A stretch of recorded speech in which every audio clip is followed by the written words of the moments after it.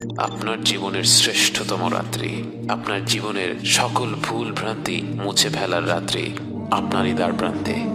একটি রাত যা হাজার মাসের চেয়েও উত্তম, একটি রাত যা জীবন ভর ইবাদত করার চেয়েও উত্তম। লাইলাতুল কদর এমন একটি রাত যা হাজার মাস অর্থাৎ ৮৩ বছরের চাইতেও উত্তম। কত রকম ভুল ভ্রান্তিতে আমরা ডুবে আছি, অথচ আল্লাহ তাআলা আমাদের কারো জন্য লাইলাতুল কদরের মতো মহিমান্বিত রাত্রির দরজা বন্ধ করে দেননি। রাসূল সাল্লাল্লাহু আলাইহি ওয়াসাল্লাম বলেছেন, লাইলাতুল কদরকে রমাদানের শেষ 10 রাত্রিতে খোঁজো। মনে করুন একটি লটারি হচ্ছে, আপনাকে বলা হলো 1 থেকে 10 নম্বর টিকিটের মধ্যে যে কোনো একটি অবশ্যই জিতবে। আপনি কি তখন কোনো টিকিট বাদ রাখবেন? টিকিটের দাম যতই হোক না কেন, লটারি জেতার পুরস্কার তার থেকে লক্ষ গুণে বেশি। তাই এই বিরাট পুরস্কারের কথা চিন্তা করে আপনি 10টি টিকিটই কিন্তু কিনে ফেলবেন।